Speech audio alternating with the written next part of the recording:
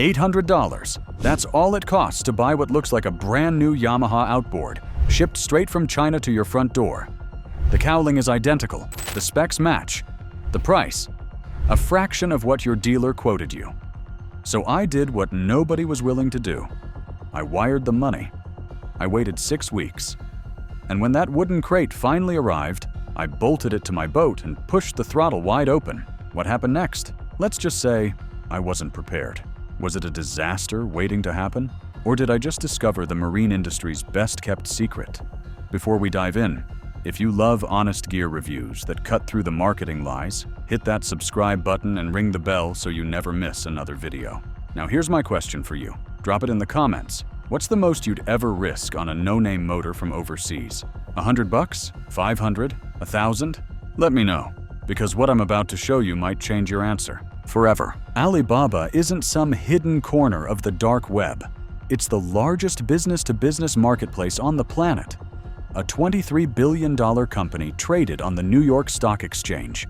And if you type outboard motor into that search bar, you'll find yourself staring at over 4,000 listings from Chinese manufacturers. The prices are almost impossible to believe. A 15-horsepower 2-stroke for $350. A 40-horsepower 4-stroke for $1,100. Motors that would set you back $4,000 to $8,000 at your local marine dealer, available for pennies on the dollar. Most of these factories are clustered in Zhejiang province, particularly around the city of Taizhou. This region has quietly become the outboard capital of China, a manufacturing hub where dozens of facilities pump out motors around the clock. Some produce legitimate brands you might recognize: Hidea, Parsun, Hankai. Others produce something different, entirely. Visual clones of Japanese motors that walk right up to the edge of trademark law without quite crossing it. The motor sitting in front of me is one of those clones, a 9.8 horsepower 4-stroke that bears an unmistakable resemblance to Yamaha's portable outboard line. The cowling shape, the color placement, the graphics, everything screams Yamaha except the badge. That reads Yamabisi, close enough to trigger instant recognition, different enough to stay out of court. Total damage: $800 for the motor itself, plus $500 for shipping. $1,300 delivered to a doorstep in the American South. Compare that to a genuine Yamaha F9.9, currently retailing around $3,900 before taxes and dealer prep. For someone who just needs a kicker motor for their fishing boat, the math seems obvious. Why pay 3 times more for a name? 6 weeks after clicking that order button, a freight truck rumbled up the driveway. And the first surprise was a pleasant one. The packaging was exceptional. A heavy-duty wooden crate reinforced with industrial strapping. Multiple layers of foam protection surrounding every component. When the cowling finally emerged into daylight, there wasn't a scratch on it. Not a scuff. Not a single mark from its journey across the Pacific Ocean. Whatever else you might say about these Chinese factories, they know how to ship a motor. Inside the crate, we found more than just an engine. A 6-gallon fuel tank with the male connector already attached. A complete fuel line assembly including the primer bulb. A toolkit packed with wrenches, screwdrivers, and specialty tools. An instruction manual. More on that later. And something no Yamaha dealer has ever handed you with a new purchase: a complete spare parts kit. Gaskets, spark plugs, cotter pins, O-rings, even a water pump impeller assembly, ready and waiting for the day you need it. These manufacturers are playing a different game entirely. They know you're taking a risk buying from the other side of the world. They know there's no dealer network to fall back on, so they send you the parts most likely to fail, right there in the box. It's clever, it's calculated, and it raises an uncomfortable question about the motors we've been buying from established brands all these years. If a Chinese factory can include a spare impeller in an $800 package, why does your $4,000 Yamaha arrive with nothing but a warranty card? The motor was out of the crate. The parts were inventoried. It was time to see what we were actually dealing with. Let's be completely honest about what we're looking at here. This motor was designed to look like a Yamaha. The cowling shape, the color placement, the font choices, the graphic accents. It's all lifted directly from Yamaha's design playbook. The only real difference is that badge on the side. Where Yamaha should be, you find Yamabisi instead. But here's what caught us off guard. The build quality, at first glance, wasn't bad at all. The cowling fit was solid, no rattling, no loose panels. The decals were cleanly applied with no bubbling or peeling at the edges. The shift lever moved with appropriate resistance, clicking firmly into forward, neutral, and reverse. The throttle grip rotated smoothly through its entire range. The tilt mechanism locked into each position exactly as you'd expect from a motor costing 5 times as much. Walking around the exterior, everything looked right. Warning labels in place, graphics properly aligned, no visible casting defects or paint. Flaws. If you didn't know the price tag, you'd have no reason to suspect this wasn't a legitimate Japanese outboard, fresh from an authorized dealer. Time to look under the hood. The cowling lifted off easily, revealing a conventional 2-cylinder 4-stroke configuration. Single carburetor feeding both cylinders. Single ignition coil using a waste spark system. The same setup that's been standard on small outboards for decades. Oil reservoir positioned for easy checking. Fuel system routed cleanly with no kinks or sharp bends. No frayed wires anywhere. No obvious manufacturing defects. No immediate red flags screaming, "Turn back now." The engine block itself felt substantial when you put your hands on it. This wasn't the hollow, thin-walled cheapness you might expect from an $800 motor. The castings had weight. The components had presence. Someone in that Taizhou factory had actually built something real. We filled the lower unit with gear oil and discovered it had already shipped with a healthy amount in the gear case. The factory had done the initial fill. We topped it off with our own oil just to be certain, added engine oil to the reservoir, connected the fuel line, vented the tank, attached the kill switch lanyard. One pull. That's all it took. The Yamabisi fired immediately and settled into a low, smooth idle. Exactly what a new 4-stroke should do. The telltale stream confirmed cooling water was flowing through the system. The exhaust note was quiet, almost gentle. No sputtering, no hunting for idle speed, no drama whatsoever. We let it run on the stand for 20 minutes, watching for leaks, checking temperatures, listening for any irregularity in the firing pattern. Nothing. It ran as smoothly as any new outboard we've ever tested. The moment had arrived. Time to mount this thing on a boat and find out if it could actually move through water. We chose a 15-foot aluminum fishing boat, a typical platform for a 9.8 horsepower outboard. With 2 passengers and gear aboard, total weight came to approximately 450 pounds, a real-world test with real-world loads. The break-in procedure called for 2 hours at half throttle before any sustained wide-open operation. So that's exactly what we did. Mile after mile of cruising across calm water, watching gauges, monitoring performance, waiting for something to go wrong.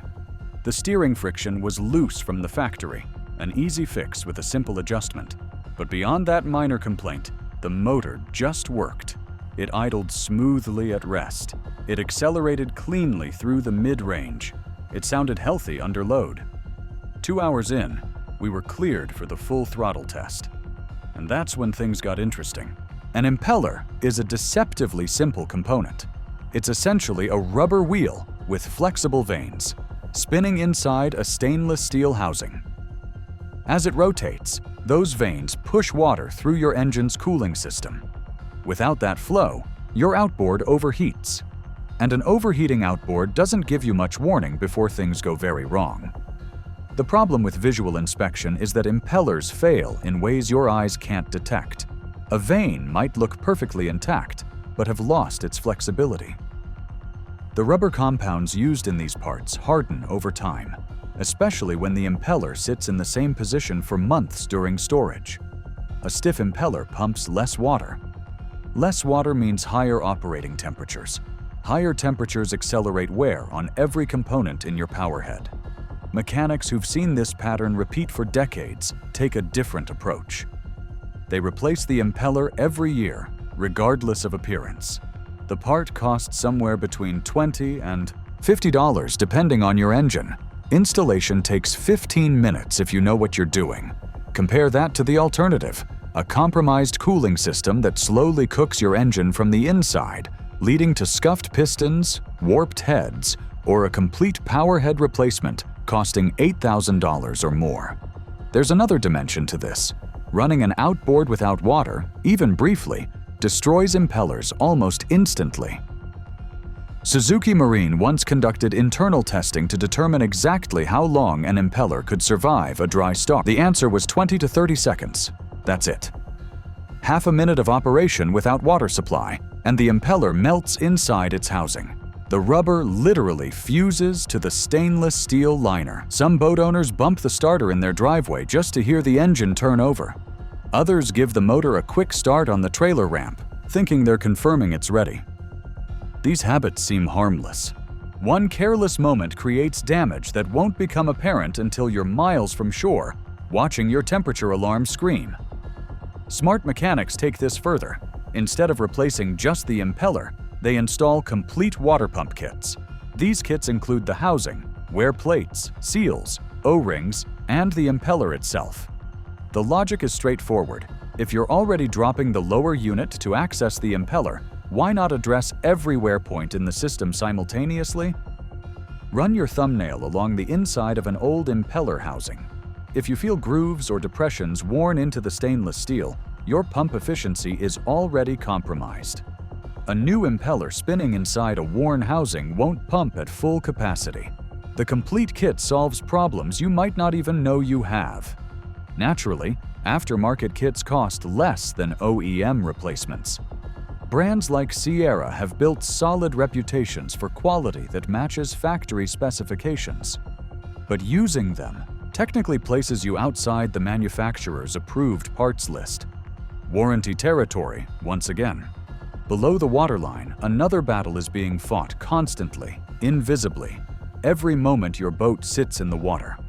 Galvanic corrosion occurs whenever dissimilar metals are submerged in an electrolyte. And saltwater is one of the most aggressive electrolytes on Earth. Your lower unit housing, prop shaft, trim tabs, and various fittings are all potential victims. Sacrificial anodes exist to lose this fight on your behalf. Made from zinc, aluminum, or magnesium, they're designed to corrode faster than the components they protect. The principle is simple. Give the electrochemical reaction something expendable to consume. Manufacturer recommendations typically call for annual anode replacement or replacement when visibly depleted. But visibly depleted is dangerously vague. By the time an anode looks completely consumed, your protection has been gone for weeks or months. The American Boat and Yacht Council, the organization that sets voluntary safety standards for the marine industry, recommends replacing anodes when they reach 50% depletion. Not 75%, not when they're nearly gone. Halfway. The reasoning is sound. An anode's protective capacity diminishes as its surface area decreases. A half-consumed anode provides roughly half the protection of a new one. Wait until it's mostly gone, and you've left your underwater metals exposed for longer than you realize. Experienced mechanics in saltwater environments often inspect anodes quarterly and replace them every 4 to 6 months. In certain marinas, particularly those with older electrical infrastructure or multiple vessels with dissimilar hull materials, a phenomenon called hot dock can accelerate anode consumption dramatically. Stray electrical current in the water supercharges the galvanic reaction. Anodes that should last a year disappear in weeks. There's also an ongoing debate about anode materials that most boat owners never hear about. Zinc has dominated the market for decades. It's what most people picture when they hear the word anode. But aluminum anodes are gaining ground among informed boaters, and for good reason. Marine surveyor David Pascoe, with over 35 years of experience inspecting vessels, has documented that aluminum anodes generate higher protective voltage and offer 30 to 40% more useful life than zinc anodes of equivalent size. They also perform better across varying salinity levels. Take a zinc anode from salt water into brackish conditions, and it develops an oxide layer that insulates it, effectively shutting down protection even when the anode appears intact. Aluminum doesn't have this problem. Switching anode materials without manufacturer approval puts you in warranty-gray territory. But the mechanic running his own boat in mixed waters made that switch years ago. Moving up. From the lower unit, let's talk about what happens after every trip, or what should happen. Flushing your outboard removes salt, sand, minerals, and debris from the cooling system. Every manufacturer recommends it. But the details matter more than most owners realize. A 5-minute flush with cold water doesn't accomplish what many people think it does. The thermostat in your engine stays closed until coolant temperature rises sufficiently. If you're not running long enough to reach operating temperature, you're only flushing the lower passages. Everything above the thermostat, where heat damage actually occurs, remains untouched. Mechanics who understand this run their flush for 15 minutes or more. They wait until the engine reaches full operating temperature, the thermostat opens, and water circulates through the entire system. Some add salt-dissolving solutions for engines that operate in ocean environments. These practices take more time than the quick rinse most owners perform. They also remove far more accumulated contamination. Your spark plugs present another opportunity for preventive intervention. 4-stroke outboard manufacturers often specify replacement intervals of 200 hours or more. The plugs are engineered for longevity, but marine engines operate under conditions that automotive applications rarely encounter. Consider what your outboard experiences during a typical outing. Extended periods at wide open throttle, prolonged idling while fishing or drifting, constant exposure to salt air and humidity, temperature swings from cold starts to maximum power. These extremes stress ignition components in ways that laboratory testing can't fully replicate. Mechanics frequently replace spark plugs at half the manufacturer's recommended interval, every 100 hours or annually, whichever comes first. The plugs they remove often look acceptable on visual inspection, but performance tells a different story. Engines that developed subtle hesitation or slight roughness at certain RPMs suddenly run clean again. The cost is minimal. The benefit is measurable. And then there's the prop shaft, where a piece of fishing line can trigger a cascade of destruction. Monofilament fishing line is nearly invisible in water. It's designed to be. That same quality makes it dangerous in ways most anglers never consider. When a loose line drifts near your lower unit, it wraps around the prop shaft with surprising efficiency. The spinning motion pulls it tight against the seal, that critical barrier between saltwater and gear oil. Monofilament doesn't cut through instantly. It works slowly, abrading the seal surface over hours of operation. By the time you notice anything wrong, milky oil at your next change perhaps, the damage is already done. Water has been mixing with your gear lube, and your bearings have been running without proper protection. This is why experienced mechanics remove the propeller at every lower unit oil change, not just annually, every time. The process takes 5 minutes and requires basic hand tools.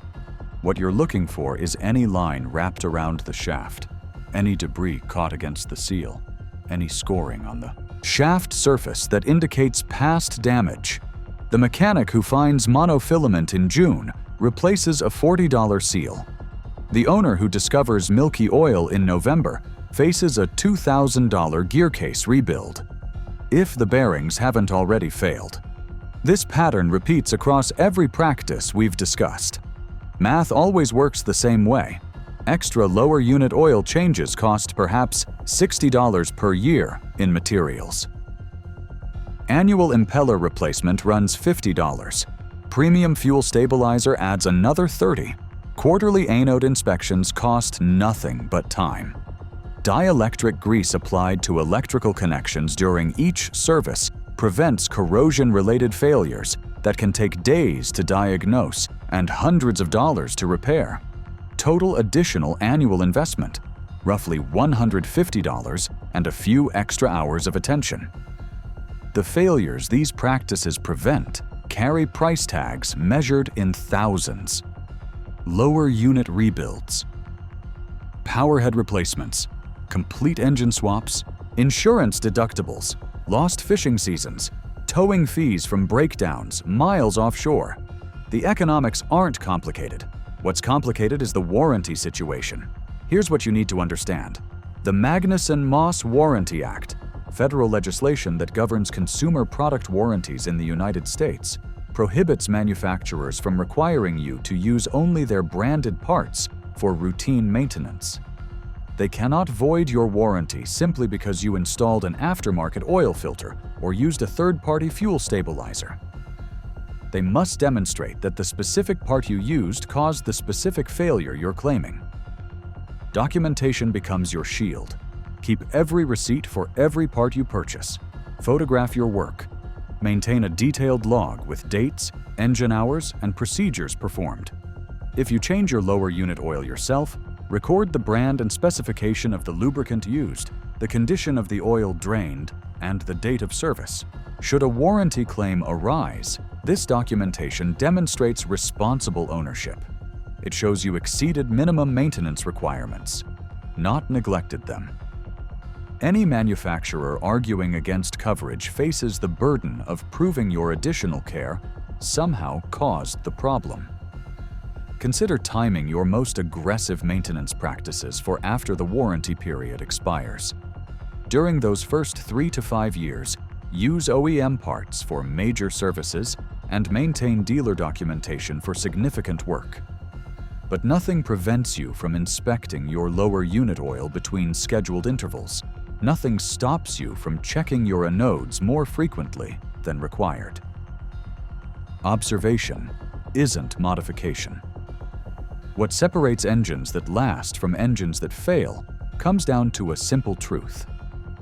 The owner's manual tells you what keeps your warranty valid, while experience teaches you what keeps your engine running long after that warranty becomes irrelevant. A warranty is a promise from a corporation calculated to manage liability within acceptable risk parameters. These 12 practices are promises you make to yourself. Investments in an asset that doesn't know what any paperwork says. Your outboard only knows how you treat it, and the water doesn't care whose name is on the contract. Treat it well.